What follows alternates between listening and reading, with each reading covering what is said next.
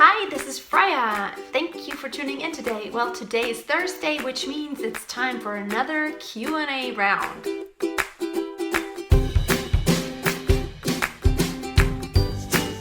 Let's get started. Today's question comes from Mahamnozin. I don't know how to say that. But he or she asks, how do I get natural vibrato and sing effortlessly? Well, you just asked a really huge question because singing effortlessly, that's the ultimate goal we all have as singers. Now, in order to sing effortlessly, you need to have great positioning of the voice, which means it has to have ping, twang, however you want to call it. It has to have good support. It has to have good resonating space. And whenever all these things are given, the ultimate result will be an ease. So it will not strain you. And then, that's my opinion anyway, my opinion is a natural vibrato will come once all these things are in place. Now, of course, there are exercises you can do to try to find out what it even feels like to do vibrato. I'm not a huge friend of that, but I'm going to show you one exercise.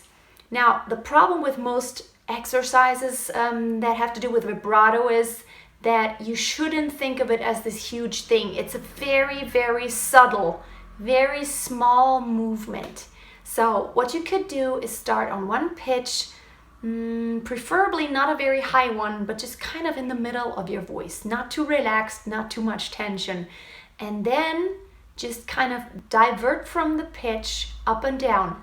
Not one pitch up or down, not a semitone, but a tiny bit of a frequency only. Now, a half note would be like this. Ya.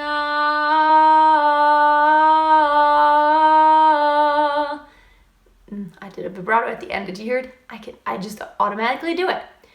Now, a vibrato is so small and so subtle. It is not really an audible change of pitches. It is so small and happens so quickly, and it's such a little diversion of the actual pitch that you shouldn't really think of it that way as a diversion of a pitch. But however, in order for you to feel what it is even like, if you don't have any vibrato at all and you have no idea what it feels like, you can do this exercise and just divert a tiny bit like this. Yeah.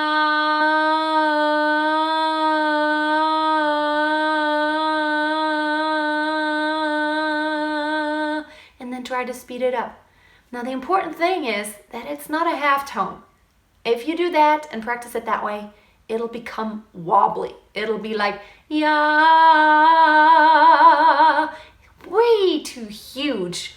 You know those singers that have this huge wobbly vibrato? You don't want to do that. It's so subtle and so small. So, having said that, that's only an exercise to help you feel it. And then you should try to incorporate it whenever you sing a long pitch. Just know that it is harder the higher you get. The more tension is on your vocal cords, the harder it is to actually bring a vibrato in. At the same time, that's the most important time to bring a vibrato in because you want to help your vocal cords be a little bit more relaxed, and having this small variation within the pitch is really going to help you. Now, ease of tone and effortlessness, that is definitely a matter of all these other things being in place.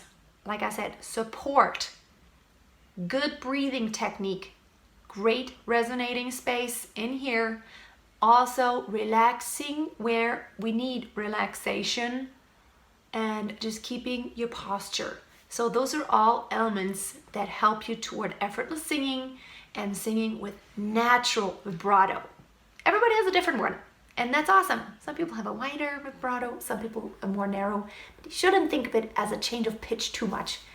Although technically, that's what you could describe it as.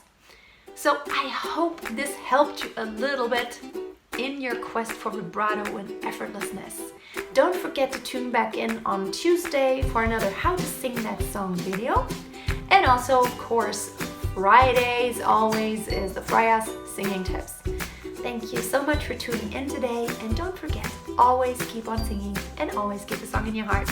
Bye!